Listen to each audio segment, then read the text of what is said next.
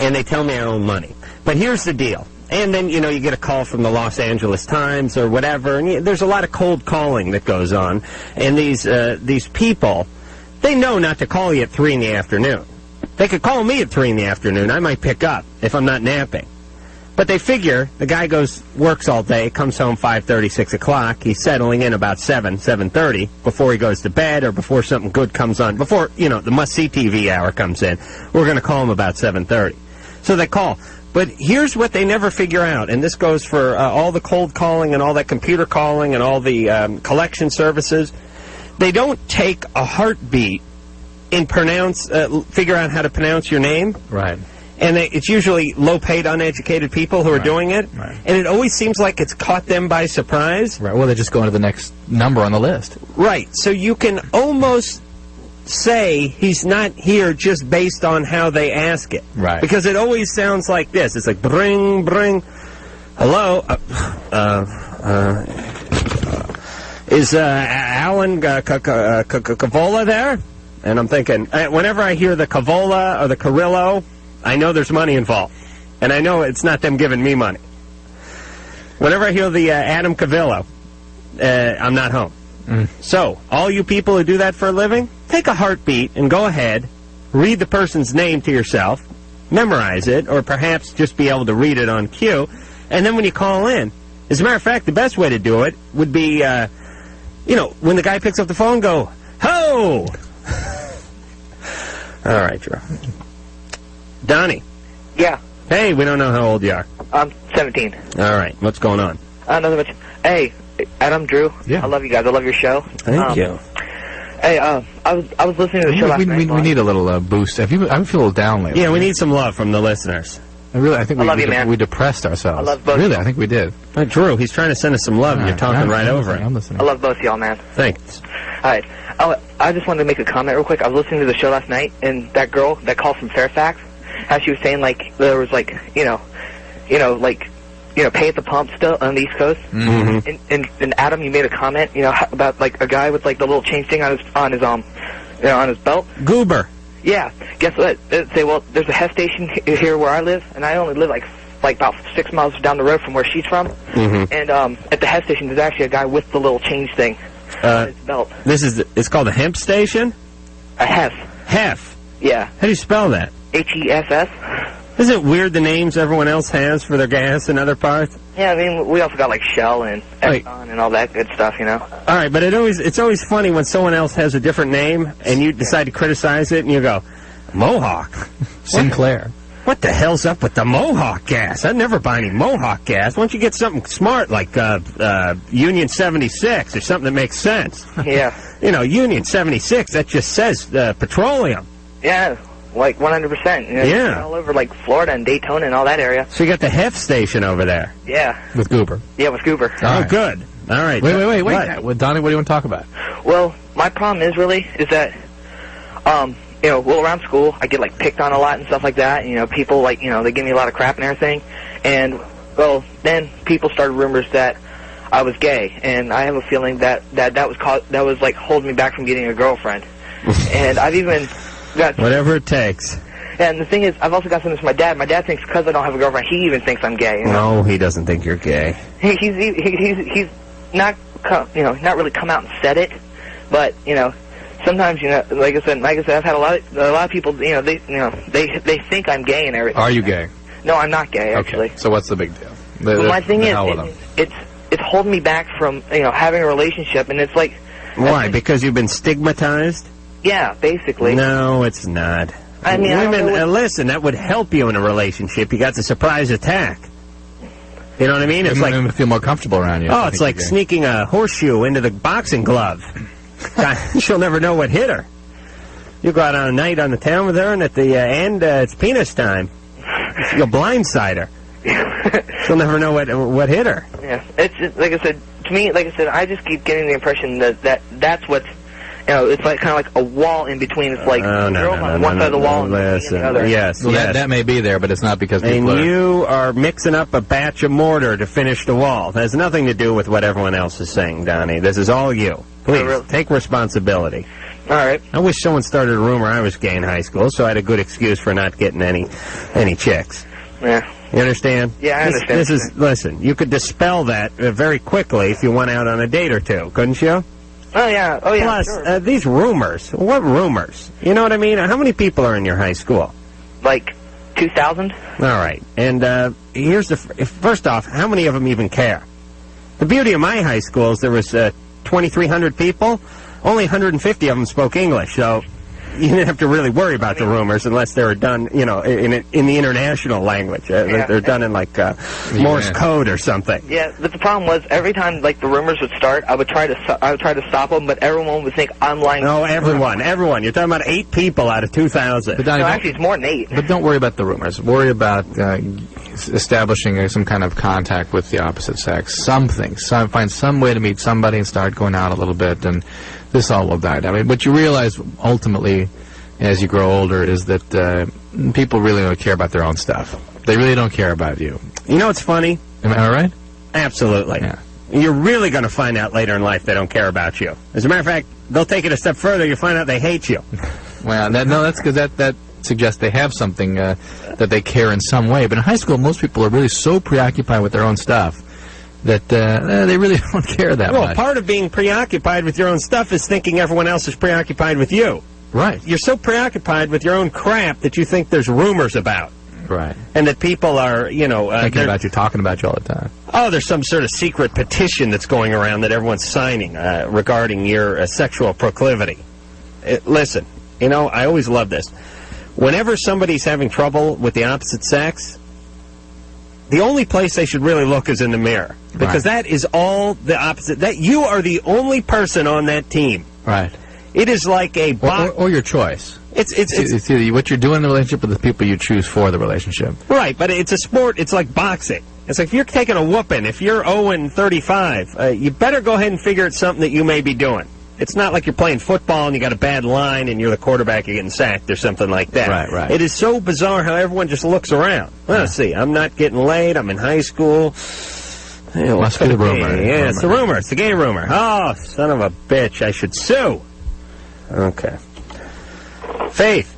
Yeah. Hey, you're 15. You're on Loveline. Yeah. I have a question about, well, I don't get along well with my dad. And my mom has a medical condition, and, like, it's really, really tearing her apart because we're always fighting. Hold on. You slipped into the Thai language there for just one word in the middle.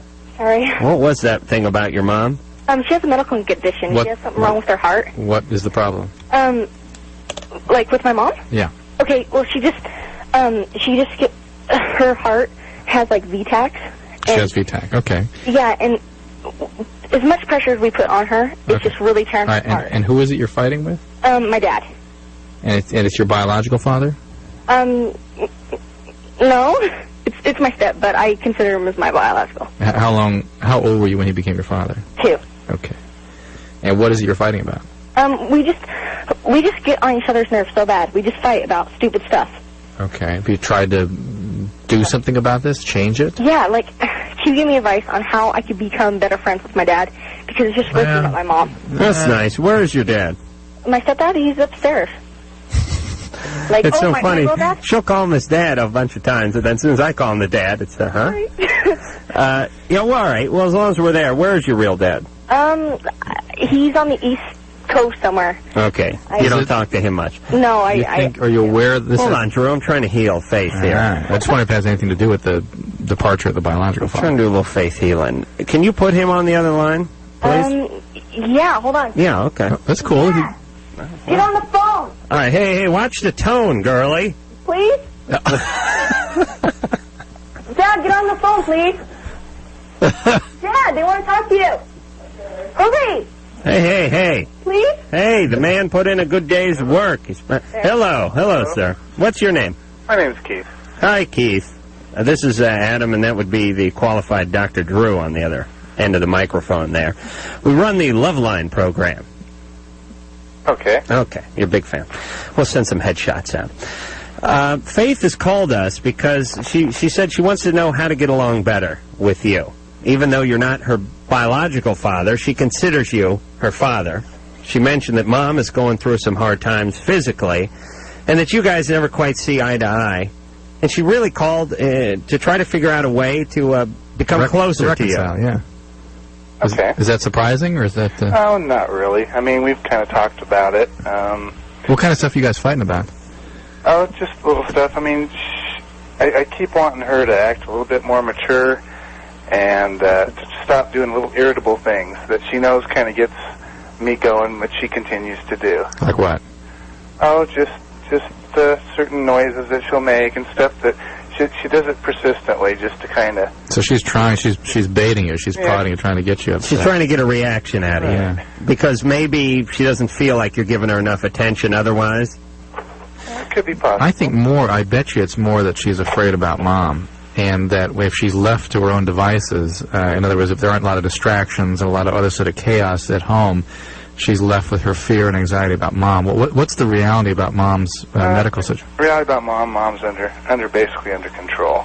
She said she has recurrent VTAC. Yeah, she has VTAC arrhythmia. Does she have an implantable surgery and is on medication? She had what kind of surgery?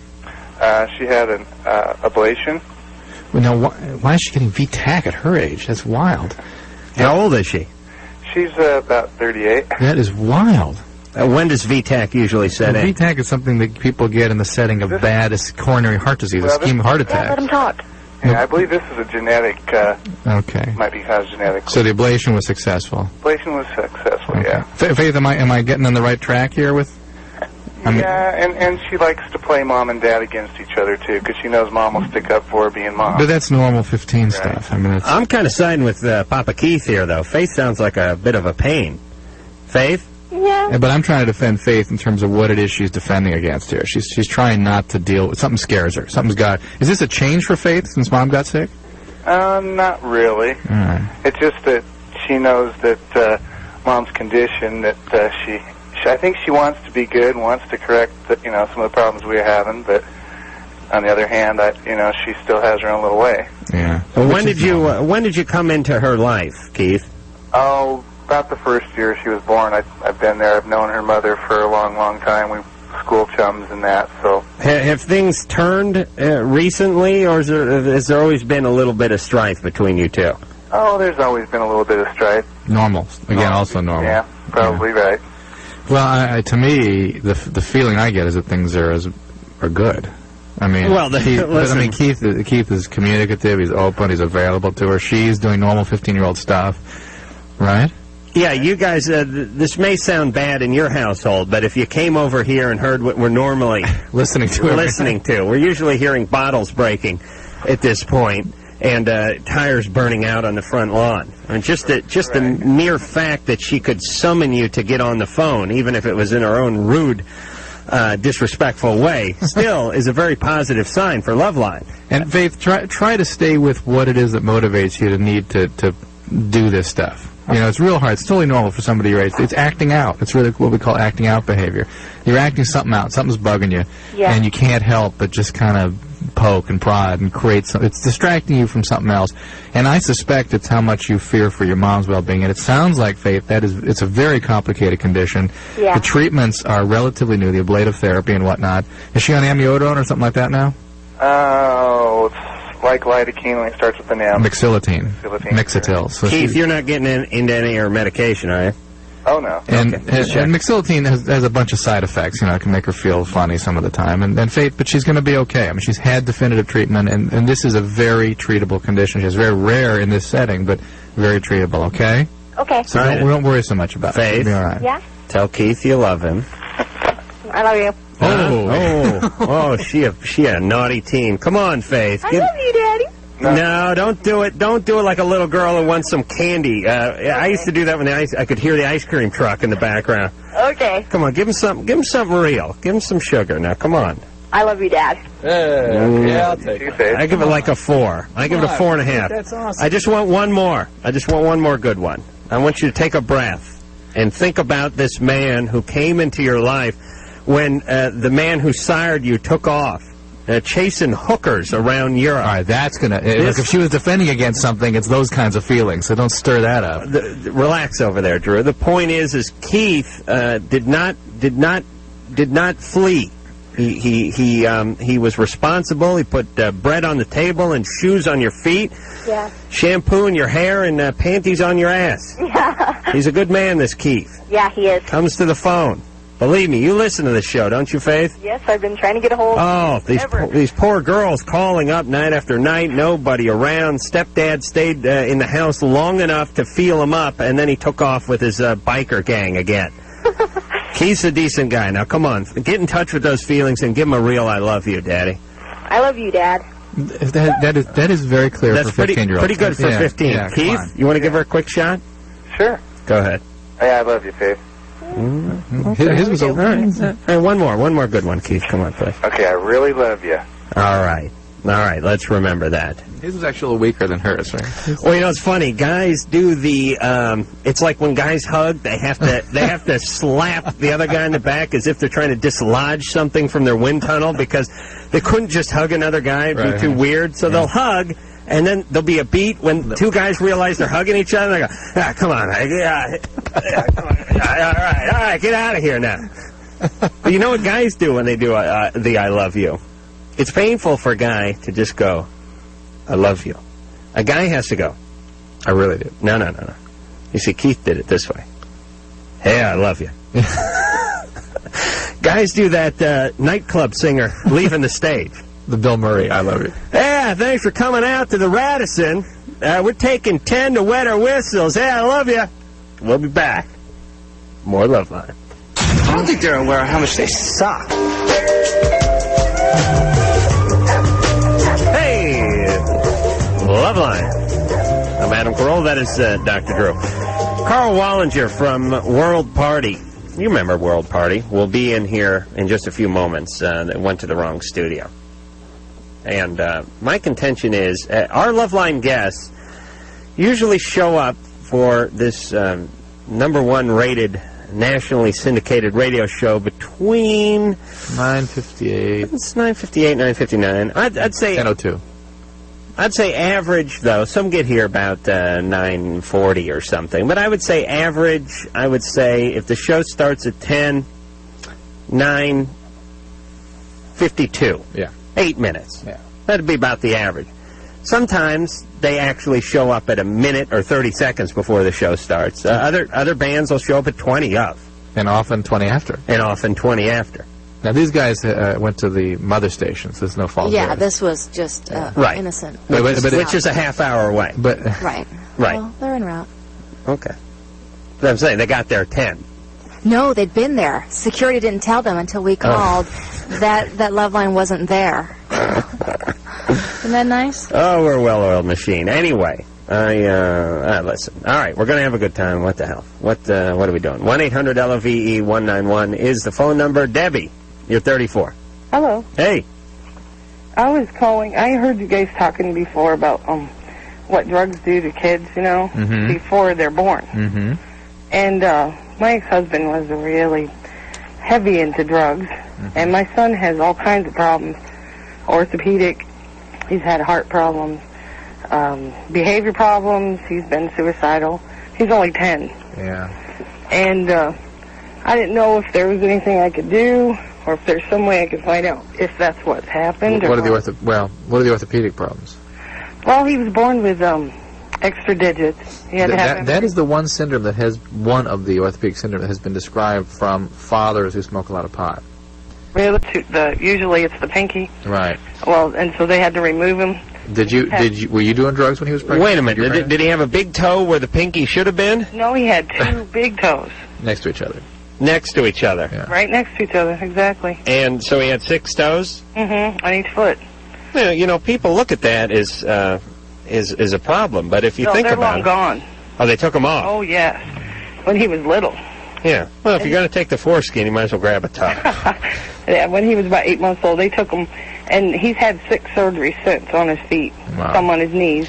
Well, I would not be anxious to rush into a theory that this has necessarily anything to do with drug use. I mean, he has got some congenital birth issues, and they seem to have some neurocognitive elements. Every time I turn around, there's something wrong with him. Yeah. Well, I mean, that's the story of kids that have these congenital types of problems. Yeah, and there are plenty of kids who are born to healthy parents that have problems that are worse than this. Yeah. It doesn't all have to be chalked up to something. I mean, we're always looking for a reason why, and it's not a bad impulse. But sometimes kids have problems. It's an interesting question, and it might have something to do with it, but it might not, and it doesn't change what you're having to deal with. I mean, you're having to deal with the syndrome you've got, and that knowing where it came from wouldn't help in treatment in the present. Yeah. All right. I was just curious because, I mean, is a 6-toe thing? Nobody in my family ever had anything like that. All right. Well, or his family. And you're a 4-toe family? Yeah, 5. Hey, Pa, he's got 2 extra. Well, not anymore. They took them away. All right. What do they do with them? They made me sign them away. I don't know. They made me sign a paper. I thought, well, what am I going to do with them? Put them in a jar in the sink. But I didn't want them, so they kept them. No, you put them in lucite and you make a paperweight out of them. I had a friend's mom took her kidney stones and put them in lucite, made a paper. You know you're white trash when you're pouring lucite over a kidney stone. Yes. No, they kept them. I don't know what they did with them. Well, hopefully they will. I love medical technology sometimes. Thank God there's no dentists in this profession. We'd be screwed. I got to go to the dentist again tomorrow. Oh, yes. Oh, arguing with the guy. Please, would you just give me the goddamn laughing gas? Would you please? Well, it doesn't really seem like you need... Listen, I'm a pussy. What do I got to do? Come in here wearing a skirt? Tomorrow, I swear to God, I'm putting a leotard on, and I'm going to the dentist tomorrow. I need to borrow a leotard, quick. I'm going in with my hair and pigtails and a leotard, and I'm going to have a big lollipop in my mouth, and I'm saying, I want the laughing gas. Please, give me the nitrous. What are you going in for? More root canal. What part? The post and the crown? Or cleaning the canal still? I really hope, and by the way, cleaning the canal is not some euphemism for the guy knocking me out and having gay sex with me. He's actually cleaning the canal, which is the most, my face hurts just thinking about it. He takes a series of pins and puts them in a hole he's carved into your gums and basically kills nerves and roots and whatnot. But I keep telling the guy, hey, how about some ether? Nitrous. Listen, I've worked down to ether. I'll take anything I can suck on a rag. You got a bottle of scotch somewhere? Give it to me. I don't think you need it. Listen, believe me, I do. Notice how the brow is covered with sweat? You see the toes curling? You see how my heart is racing and how I'm... Actually, the seat is like a recliner-type seat, but I'm laid across it as if you just took an ironing board and stretched it across. These are all clear indicators that I may need some of this nitrous. And since it's going around, I can see the tanks in the next room. I told him to put a towel under the door and just fill the whole damn place with it. We'll all get into it. You'll be stoned, but I won't care. Well, I just don't think you'll be just stoned. Give me the nitrous. Ann, are you with me on this? Oh, yeah. All right. So my last visit, I spent an hour and a half in the chair looking for my 3rd canal, which like 95% of the people have. I only have 2. Oh. He's like, this is the damnedest thing. And believe me, looking for it does not involve looking. No. It is major probing. Probing and prodding. All right, guys, let's go to callers. Come on. Okay. You're very cathartic for you. I'm sure you're having fun here, but I just want the nitrous. It's not gonna. Drew, do you have any nitrous? No, it's not going to make you not have to go. No, I cannot score anything. Nor you could get me a nitrous tank, couldn't you? Could you flash your medical tin somewhere and get me some nitrous? I could, but I don't know where. So. All right. Well, there's no all-night gas depository or something. No. Okay. Where were we? All right. Take care of your kid, Nicole. What was that, Nicole? 3. Oh, wrong call. Kathy. Hi. You're 20. Hi. I was listening to your show the other night, and rats do have very big testicles. Thank you. Yes. Well, let me yell at producer Ann for just one moment here. Hold on a second. Drew, were you in here when I was yelling at Ann last night? About what? Ann came walking in at the end of the show. I swear to God, I wish we had a tape of this. I was talking about rat testicles and how large they were. She had a picture. Shut up. Now, naturally, I looked at Drew, and Drew had that chalkboard that had just been cleaned out by a studious 8th grader, as usual. I turned to the other room, and I said, listen, folks, what about rats with these huge testicles? Surely you've seen this before. Nope. Oh, please. I actually was yelling, can I get a witness? Yeah. Somebody bail me out here. No one has seen the rats with the huge testicles? Ann, you've never seen the rats with the huge testicles? No. Ann comes in here at the end of the show. Whew, boy, those rats have huge nuts. Oh. I said, wait a minute, didn't you hear me begging for some response on this? Yeah, I'll let you flounder. Oh. Ann said, "Yeah, I was with Doug in a pet store a couple days ago, and we were looking at these rats, saying, boy, look at it, they're pregnant. That's cute." And we thought they were nursing or something because they had such large sacks. Yeah, they are very big. We dissected them in high school. Now, can you believe she was sitting here after this experience with the store while I was yelling about it? It was so much fun listening to you go on about it. Please send a tape to the LAPD. It would happen instantly. God, they're trying to gaslight me here. I'm going to go home and kill myself. All right, so Kathy, you're here to testify. What else going on? No, I have a problem. No, what's going on? I have a wonderful boyfriend. We've talked about getting married, but not till after school's out. We have a year left. And he's only had 2 girlfriends. I'm his second girlfriend. And I kind of feel a little bit guilty about it. I kind of want him to go date other people. Now, I either need reassurance that I shouldn't feel guilty, or is there any way for me to convince him? There's got to be something else Guilty for giving a guy who couldn't otherwise get laid a consistent sex through his college years? I was really outgoing in high school. I had a lot of dates. It was great. All right, so you slept, how many guys you slept with? None. None? The one. One? Yeah. One before him? Him. No, that's it. Him. Hold on, you need a complete workup. Why? You need a total evaluation. I think she may have a tumor. No. You've never slept with another man other than he, right? No, right. He has slept with maybe one other girl beside you. Right, yes, he did. Jeez, I want to put these 2 in a Ziploc bag and put them in my freezer. I can't believe this is going on in this day and age. God bless you. But you feel guilty somehow that he's been deprived of sowing his wild oats, even though, I thought the story was going to be that she'd racked up quite a tally of men. It's not that. It's that, I'm an only child, so I always wanted to go meet other people. So really, it's you that wants. All right, how much oral sex have you performed on strange guys? That's strange. Gosh. How many? A lot. How many? On other guys? Maybe 15? 20? How many? 3. Oh, 3? Right. Well, that's not that much. All right. I can't figure this out. I think she's projecting. I think it's she that wishes to go out. No. Ooh, aha. He's really shy, and I dated a lot of people, so I know that there are, what I like in guys and what I don't like, and how many scumbags are out there. I don't really feel that he has gotten to meet enough people or to know enough people. What about those scumbags? What's that been like? What happened there? Yeah, I see what you're getting at, and yeah, I did have a problem with a guy. What happened? Like that. What happened? I was raped. We should have a new policy, by the way. What's that? Anyone has been raped or molested or beaten has to come out and say it right at the top. They need to register. Yeah, even if they're calling about I'm having trouble with kidney dysfunction, it should be Kathy, 20, raped. Now, I want to move on to a question about furnishings. All right. So you were raped at how old? 16. 16. And that was that was intercourse, right? Yeah. What was the situation? He's asking, was it a date rape or a violent rape? Or? We were friends, and,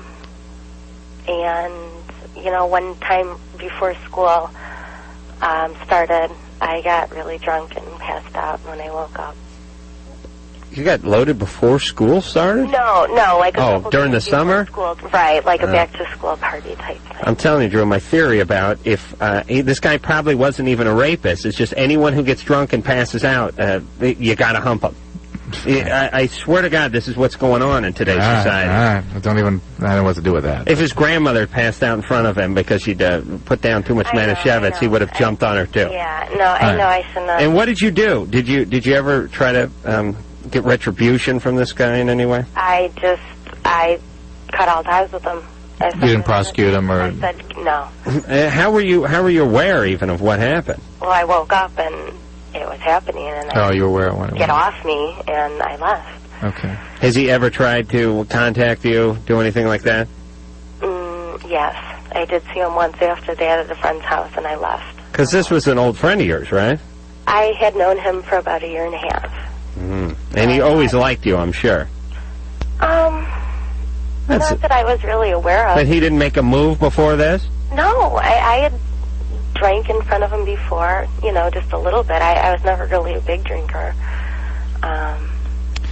Well, let's just sort of make a guess here that you sort of retreated into these safer relationships, and perhaps this is an expression of your desire to get out again and experiment a little bit and maybe test guys in a way that you've been too frightened to test, guys that you might be more interested in or more fulfilled by or more gratified with, that have been too scary up until this point because you've had this horrible experience.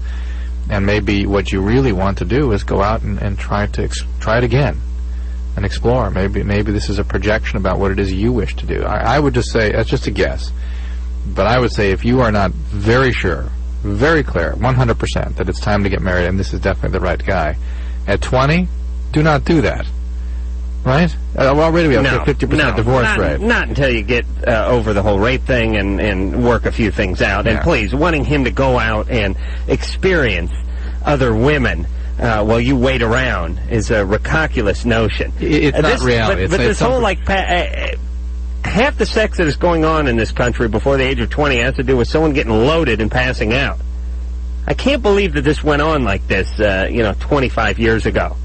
Actually, everyone just got loaded, and the guys would pass out, too, so there was no danger of that. I guess the dog was the one who was getting all the action back in the early 70s, late 60s. But to me, this is like somebody's pulled their car stereo out, set it on the roof of their car, and then went into work. This is basically what guys are seeing. Still stealing. It's still stealing, but it's like, oh, geez, look at this. It beckons me. No. Horrible. Well, that's stupid. That's horrible thinking. Our men are being raised wrong. Well, men think they got to get what they can get. I mean, listen, we're living in that kind of society where, hey, it's your society. You take what you can get. Someone passes out, you get laid. You just, hey, God helps those who help themselves. Oh, please. Carpe diem. Seize the alcoholic. Okay. We'll be back. I don't go in for... Dr. Drew, the phone number, 1-800-LOVE-191. Fax number 310-854-4455. Karl Wallinger is here. He is basically World Party, at least the recorded World Party, and then you put together the rest of the nations when you go out on tour, right? Yeah, I suppose that's the way it's been happening recently, yeah. Are these the... you okay with the headphones there? Yeah, just wondering whether they're out of phase or not. Now, World Party... has not, it's been 4 years since you've come out with an album. Yeah. And in the time since then, we were just talking during the break, Carl's been saying that he was monkeying around. Well, actually, he was in jail for 3 of the years, he was telling us. That's right. That bank job. And the other thing he was doing was he was working on that Ben Stiller film, Reality Bites. He said you did the score for that. Yeah, well, it's a couple of weeks kind of work, because they actually finished the movie and kind of wanted the music sort of yesterday kind of thing, so is that had to kind of hurry up. Is that something you'd like to do more of? Yeah, I mean that would be great, yeah. Always, I mean it's two of my favorite things, which is watching the television and making music, so all Isn't at the that hard same to time. imagine scoring an entire film in 2 weeks? If I could score a porn film, I think I would have to. Well, it wasn't an entire film, it was like 11 cues, there were just bits of stuff, Yeah. When she goes in the lift, there's a certain music, and that lasts for a few seconds, and you do that one tick. And lift means elevator, right? Right. A lift. Yes. Yeah, you guys make so much sense over there. Could you put my suitcase in the boot? All that sort of stuff. The boot is... 20 fags, the boot's the trunk, and the bonnet is the hood. The hood, yeah. Yeah. Am I right? The boot is the... no, it's the trunk. Yeah, and the bonnet is what you would lift to get to the engine. Yeah, that's right, yeah. Oh, they're so quaint, these people.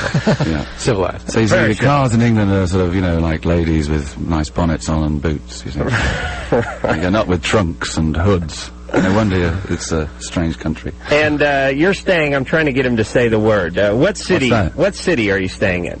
I'm staying in Santa Monica. Okay, I said it right. I sometimes the English say Santa Monica. All right. Although I always hit the R a little too hard. No, no, when I they're know. slapped on the back by someone, sort of Santa Monica. Santa Monica. Yeah. It just sounds a little that way. Well, I'm pleased to have got it right. All right, so you guys, the world, so let me explain World Party, at least as much as I know. Yeah. And don't jump in if I'm wrong here. You probably know more than me, so fire away. Carl has his own studio back in London. Yeah. Okay. I shouldn't pause, because I'm going to screw something up. Carl plays 1,000,001 instruments. Carl writes the songs. Carl lays down all the tracks. He mixes them all up, and he comes out with a World Party album. Yeah. And then when you go out and tour, you put together the guys. Yeah. And you essentially, I guess you have to teach them the song, right? Yeah. Well, it doesn't take very long. They're pretty kind of. We come from sort of similar backgrounds, so they kind of get what I'm doing. And I tend not to do, like, it's not, you've got to play exactly what I played or something. Their songs just have a kind of life of their own, which is why certain of them are kind of 3 times as fast when we do them live and stuff like that, you know. And I guess it's a little easier not playing an instrument, actually not having any skill, any aptitude for anything. I don't know exactly, but I could imagine if they got to hear the finished product a couple of dozen times, it would make it a little bit easier for them to then sort of join in and figure it out. Sort of get what you're going on about, you know. It's there are mutual frames of reference, you know, like a little language, really. In the same way, like jazz musicians play together, you know. Right. We're kind of a bunch of pop musicians, sort of thing. You know. And are these guys busy? The other 2 years out of the other 8 years out of the decade, or that's why I kind of let everybody go to their thing, you know. John Turnbull, who plays guitar, is a blockhead, you know, like Ian Dury and the Blockheads. Right. And were these the same guys who played on Bang, or went out with Bang? Kind of, yeah, sort of. Chris Jack was in a band called the Lightning Seeds and played with Terry Hall. And I thought, wasn't the Lightning Seeds just a couple guys? It's sort of one guy, Ian Brody. I like the Lightning Seeds. Drew, you're not hip to Lightning Seeds. No. I'm not hip to anything. What's her name? They do soccer songs. I think what's her name from the Bangles redid one of their songs recently and it was real good. What the hell? Hoff. Susanna Hoffs did a Lightning Seed song, and I think she played it in here acoustically like 6 months ago, and it was real good. Right. Drew, you hip? I'm hip now. All right, why don't we do, what's the name of the album? All right, Egyptology. Yeah. Did I say that right? Yeah. It's like Egyptology? Egyptology. Like studying Egypt. Right, the study of Tutankhamun. Yeah. We're going to hear something off that. What are we going to hear, Producer Ann? Where's Producer Ann? Oh, look, she vaporized. Oh, okay. Call me? I thought Coop was setting up a date with me. All right, you got that queued up, do you, Coop? Call Me Up, it's called. Wait a minute, what is the song we're hearing? Call Me Up. Oh, okay. Yeah. Coop just said call me. Maybe he's just talking about it. Maybe he wants to get a beer after the show. Yeah. All right, so this is from World Party, this is from Egyptology, and this is Call Me Up. Call Me Up, yeah. Actually, you know what's really funny? The title, World Party, there could be no more all-encompassing title than World and Party. Party means a whole bunch of people. World pretty much means the planet that you're living on, but it's one guy. All right, Drew, don't give me the puss. You know what I'm talking about? Yeah, I understand. All right, Carl, don't give me the grunt. I'm not looking at you, but I know there's a puss behind that grunt. We're trying to help you out. Let's just get on to the break. Come on, all right. This is nice cop, nasty cop. It's pain in the ass, get paid way too much cop, and nappy-headed buck-tooth cop. All right, Drew, quiet down. Go call one of your patients. We're going to come back with Carl and more of the Sourpuss Drew after this.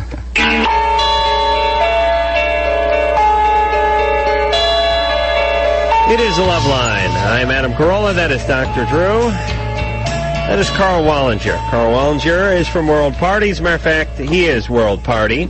They have themselves, or he has himself, a CD out.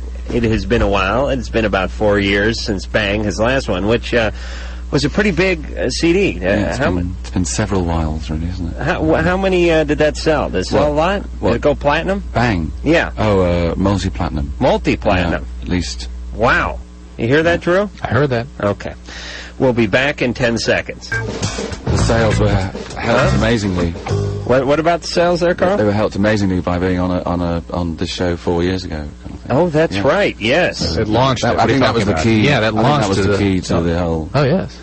Success of everything. It's part of the history of the Yes, success of that. Loveline is a launching pad for many great artists. Somebody who's actually come back after success. Well, he's desperate now. It's been a lot of years. And he run out of cash now. He ran out of cash. That's what he said right before he came in. No, K-Rock, at least, I don't know what the stations did around the country, other stations we may be on, but K-Rock out here sure played the hell out of World Party back then, and hopefully they'll be playing the hell out of Egyptology, which is the latest. Not that we have any say in it at all. No. As a matter of fact, I think if we begged them not to play anything off it, it would work better. Right. Don't encourage anything. They'll go the other way. Our friend the Bosstones, where have they been? I just think about that. They just vanished. Now, are we going to see them when we're in New York next week? I don't know. What the hell do I know? All right, fine. What do you mean? It just occurred to me we haven't heard from... As these people launch into their success, we lose touch with them, and I'm watching them fade up into the... Well, the Bosstones sold out months ago. Didn't you hear about that, Drew? No. All right. Drew, you don't remember us giving Dickie crap about that? Yes, I do. Please don't bring other bands up when we have bands in the studio. Right. It's horrible. It's like talking about an old girlfriend when you're out on a date. What you're talking about at That's all. good. Anyway, there you go. Best that I haven't got the phrase book. Anyway. William. I need the code book for this. Yeah. William, you're 18. Right. What's going on? Okay. First of all, I want to say you guys have no reason to be depressed because you got much love from everybody out here. Thank you. Thanks. Okay. And I don't know if somehow you guys have this written down somewhere or not, but I want to talk to you guys about, I got a problem at work. Just out of interest, the way we depressed each other was by talking about what it was like when we were your age. We both fell into like 2 weeks of affective disorder. But go ahead, so, at work. Okay. Yeah, I like a girl at work, right? Yeah. And I don't know if she likes me, but she likes to flirt a lot. And we've gone out a couple of times. We've gone places and drove around and stuff like that. And she's never like really made a pass at me, like try to hold my hands or anything like that. Is she the same age as you? Yeah, she is.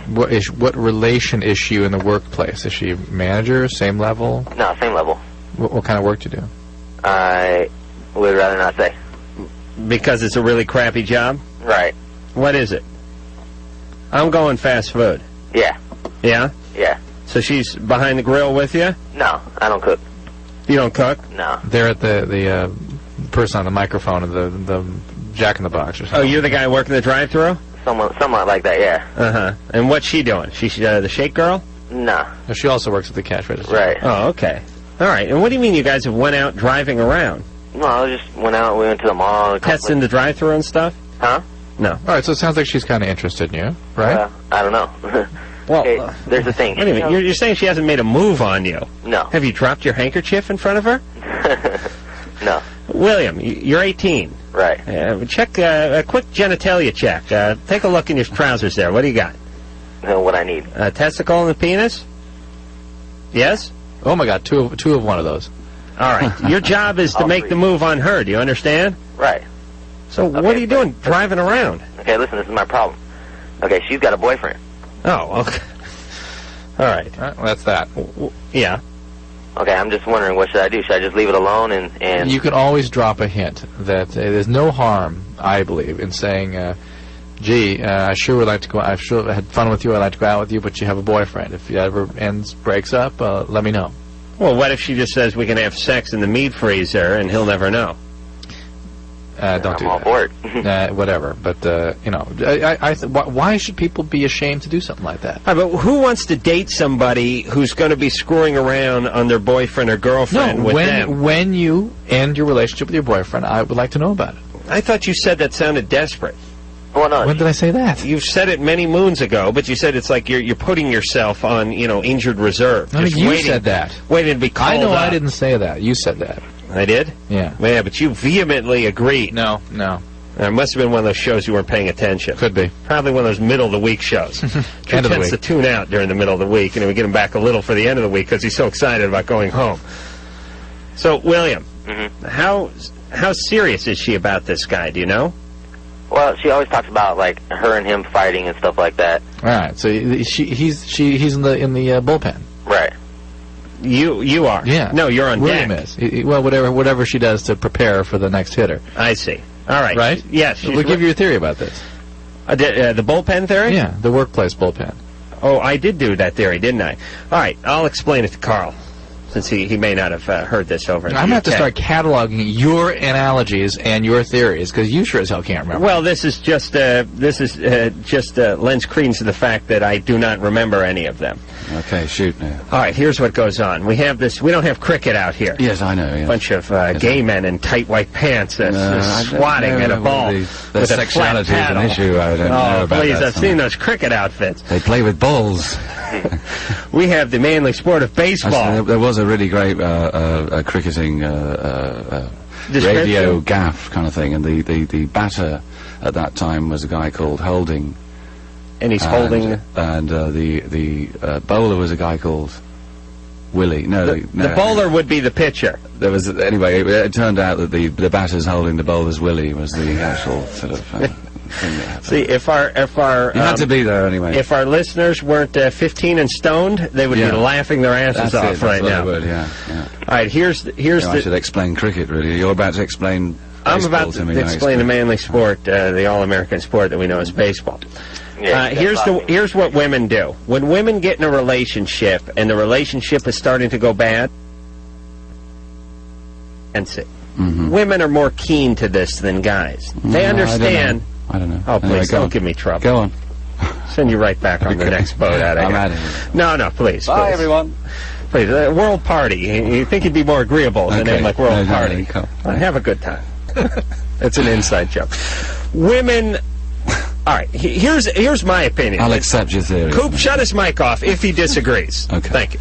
I think women's antennas are a little bit better in relationships, and they understand when it's kind of coming to an end a little bit faster than guys. Guys are a little more dense, usually don't know what's going on, and this is why when we talk to guys and say, hey, what happened? I don't know. I thought we were getting along great, and all of a sudden she's living with her mother in Idaho. I couldn't believe it. I was totally blindsided. Women know when it's coasting to a halt. And what they'll do is they'll start scouting out qualified suitors, the person that's in the bullpen, as we like to say. They're like the skipper of a baseball team. They can see that the guy who's on the mound is laboring quite hard. The fastball's up too high. He's flagging off on the mound there. The slider's not sliding. The breaking is not breaking. And the knuckler only has barely one cuticle left on it. And they're thinking about going to the bullpen. So they start, they put the call in to the bullpen. Start warming up. Start warming up. We're going to need you soon. And for a woman, that's in the workplace, usually. The bullpen is the workplace. Yeah. I've had many a girlfriend do this to me. We break up. 15 minutes later, I got a new boyfriend. 15 minutes? How did you even have time to leave the house? Well, it's a guy you work with, right? Yeah. Yeah, and the guys like them, and they've let them know that they're sort of available, just not, the paperwork's, the ink is not done on dried yet on the contract, but shortly they'll be ready. I believe that William is the one in the bullpen warming up.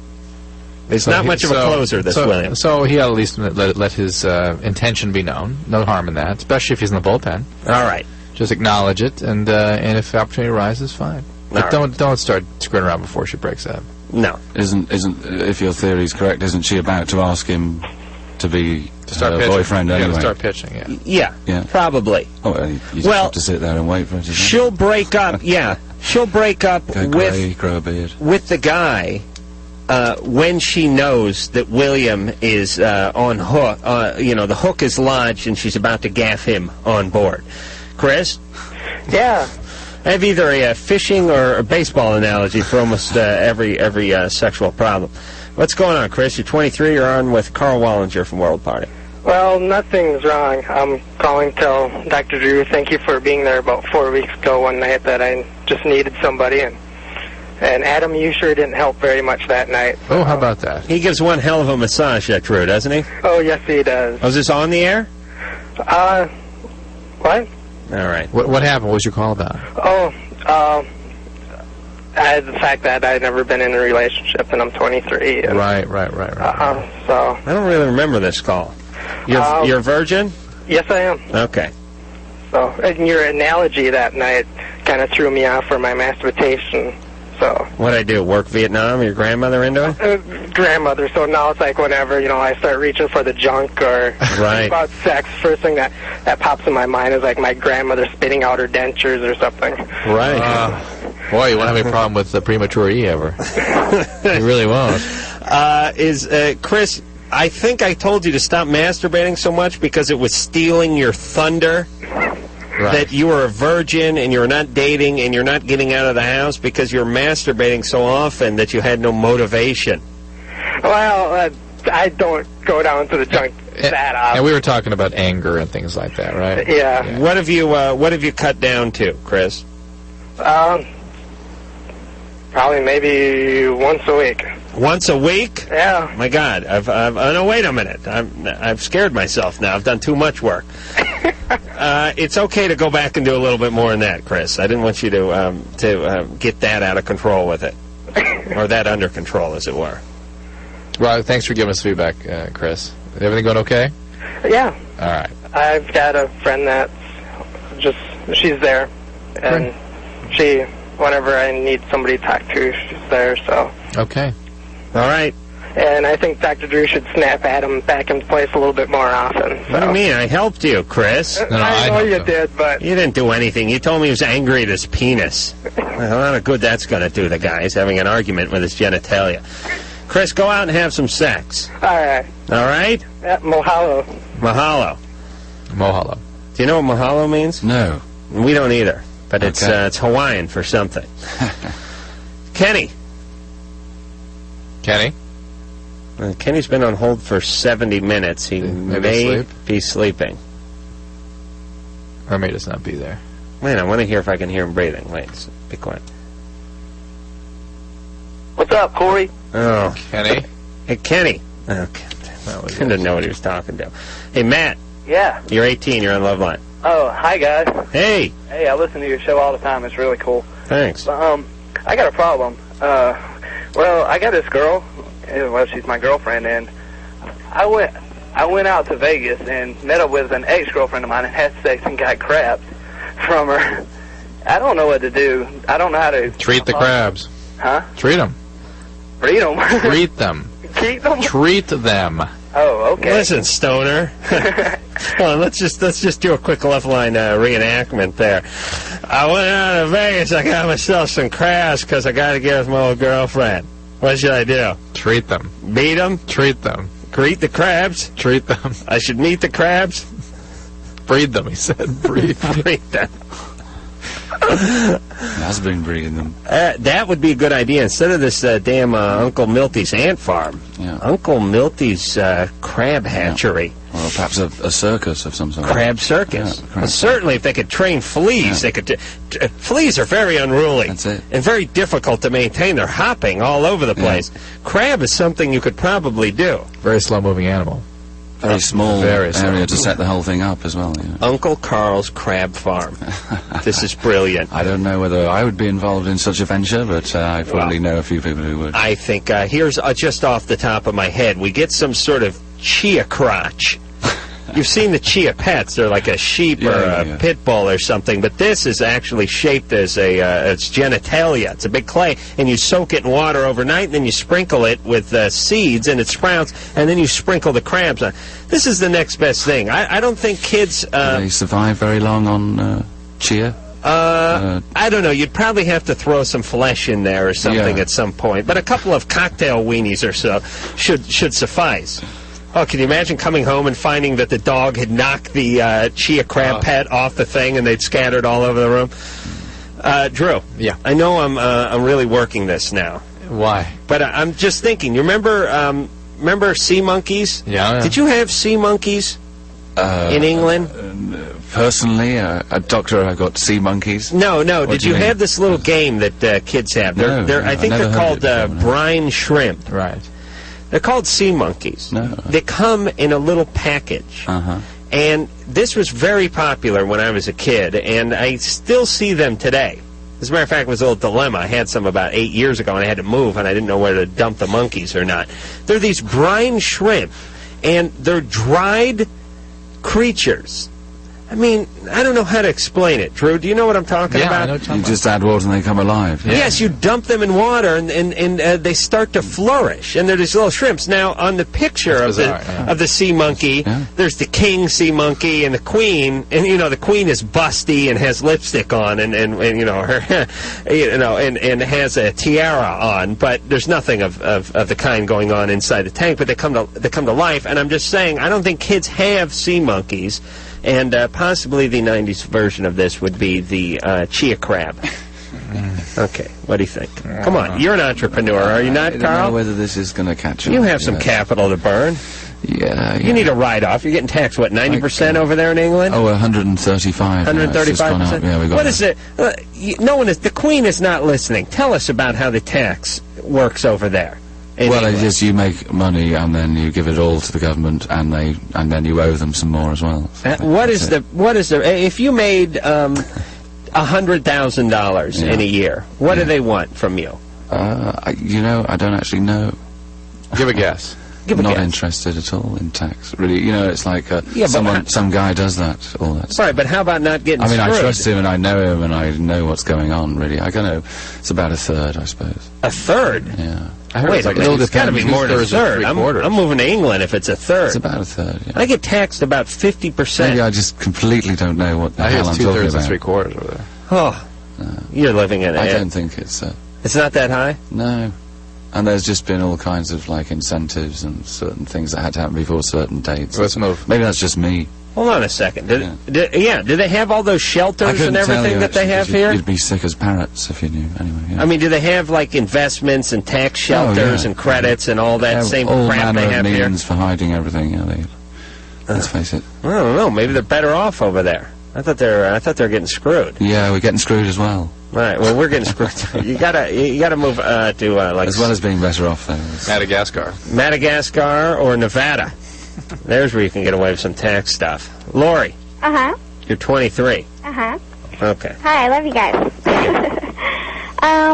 I was wondering, my husband and I were trying to conceive our second child, and we're trying to... I've heard things like you can determine the sex of your child by doing certain things, and we're trying to conceive a boy, and I was just wondering if, Dr. Drew, you knew any of these, I guess, whatever. Yeah, I've heard a lot of different things, and they're all, for the most part, nonsense. Not true. If you really wish to select the sex of the child, go to a fertility center, and they will eliminate the X or Y sperm. They can spin the sperm down and eliminate the chromosome you don't want. Uh-huh. Which one is one way more? They put on a centrifuge? I imagine they do something like that. Would you want a boy or a girl? A boy. Oh, could you imagine if that thing spun out? They would take all the X sperm out and leave the Y sperm, and then they would inject that into you, and that would be that. Okay, so there really isn't... Are you hearing what I'm saying? Yeah. That you can do that. Hey, Lori. If you both wear soccer outfits... That if you really wish to do that, you can do that, but you need the help of a fertility organization, and it costs, I understand it costs about $800 or so last time. Oh, listen, I'll spin your sperm for $75, Lori. Bring it on by. Well, there's a problem. I don't have sperm. Yes. I'll spin his sperm. I'll spin any sperm. $75, no ups, no extras. You've got the equipment for the production room. Listen, I got a pair of specimen room, a pair of welding goggles and a Cuisinart and a steady hand. But your porn collection. Oh, that's right. All right. Yes, I have the sperm gathering. Right. I have the tools to gather sperm right up there in the bedroom, which is tons of pornography in a 4-head VCR that is really it is ironclad. I put this thing through hell. I'll run an entire 2-hour porn movie in ultra slow motion, so it takes it's like Reds. The porn movie thing never fuzzes up, never burns out, never spits out a tape. Oh, you're going to get the DVD next, I guess. Oh, yes, surround porn. Oh, boy. So, Drew, how does this work? Seriously, they take the sperm. I've never seen the procedure done, but there's probably some sort of density centrifuge. The centrifuge is a thing it's a spinning thing. Yeah, well, I don't know if they centrifuge or if some sperm move faster than others or what. I don't know how they... I thought the sperm had to fill in a questionnaire. No questionnaire. They don't have to write anything. but I know that it can be fairly effectively separated. And they then take the sex of the one you want and put it in. And the female is going to provide the X chromosome. Right. And the guy is either given the X or the Y. Mm-hmm. And whether you want a girl or a boy determines which you select. Now, isn't it painful when they stuff it back in your penis that way? All right. Hey, World Party is our guest tonight. Karl Wallinger, to be exact. And Dr. Drew is here, and in rare form. Actually sitting up. Well, now he's sitting up. Can you believe this guy's posture? Karl, seriously, you're from the UK. Yes. Can you believe that we get paid the same amount, Drew and myself, for this show? After the years of training, I find myself in a very unwelcome position here. Go ahead and side with me. After the years of training that Adam's put in, it's just amazing. I think on balance, if you want a really English answer, I think on balance, you're both equally important to the success of the whole project. Yes. Well done, everyone. Thank you. Bravo. You're marvellous, aren't you both? All right. Smooth. Now let's all get drunk and wait for our welfare check. All right. I know what goes on there in England. That's why you pay all those taxes. Too many people on the dole. Right. Over there. Who knows? It's promised. Might even be less than over here at the moment, I think, old boy. Well, we got more people. Yeah, I noticed. And it's all the doleys from the other countries come here and get on the dole here. That's what it is. Yeah, it's not only wait to come and live in downtown Detroit, yes. Oh, it's beautiful there, please. We're on in Detroit, right? Anyway, yeah, it's beautiful. No, it is lovely. The problem in England is the sun doesn't shine enough. People get depressed and they can't work, then they get on the dole, then their teeth get bad, then they boil everything. There's actually a tradition. Not necessarily in that order, though. Yeah. You know. There's actually a tradition in England that sort of aspires to no work. Really? The gentlemanly way of doing things is not to work in England. And a gentleman was sort of meant to do good works because he was a man of leisure, but he was meant to go around doing kind of, But hard work. You don't want to the value of hard work is not quite of the same stature as it is here. It's not considered to be something you strive to be non-working. Well, amongst the upper classes, maybe, but amongst working people, it's like, I want to work. Right, right. That's it. All right, we will talk more about the socio-economical differences between England and the United States off the air. You won't win, And we'll say that. Well, we're not interested. We don't care. Listen, as far as I can tell, we're both screwed. Okay. We need to break off. I'd agree with that. Here's what needs to happen. America basically broke off from England a few hundred years ago. Now it's time for someone else to break off again. England's not done much better since then. America's now declined. It's time that a faction of America now break off and go settle some parts unknown. The moon or Mars? There's got to be. I don't know. How big is Catalina? Okay. It's a beautiful little island. Albuquerque could perhaps declare independence or something. There's plenty. They could, what do they call that? Secession? Mm-hmm. Yeah, they should do that. All right, we're going to go back and do a little, we're going to turn back the calendar here on Loveline and play a oldie but a goodie off of World Party, off of the Goodbye Jumbo album, which was, what is this, 1990? Yeah, it's old. It's on Chrysalis. Yeah. This is a butterfly and flown away since then. One of the big songs from this album, and one I enjoy, and one you might remember. It's called "Way Down Now." But a goodie from World Party, "Way Down Now." Is that was this your second album? Yeah, that was the second Jumbo? album. Yeah, that was the second one. Yeah. And then Bang came out 3 years later. After that. Jeez, you're not in any hurry. Yeah, I am now. When are you going to come? I'm bringing out another one in a minute. Oh, you are? You're going to pass? I'm going to start sort of popping them out like an alien or something, Hey, here's another one. Just go ahead and pass one. We'll get a popsicle stick and fish around for it. Reach critical mass. All right, so when did the first one come out? So this was the second one in 90. Yeah, first one was 86. Oh, boy. Yeah. 1886. Yeah. They're just driving the Golden Spike out here, Drew, when he came out with the first album. Yeah. It was to celebrate the linking of the two railroads. Right. Oh, this man knows more about... was that a good guess? That was just a guess. No, please. Give yourself more credit. You can't just guess that kind of stuff. The Golden Spike. I thought it was Spike Milligan or something. This man knows more about American history than Americans do.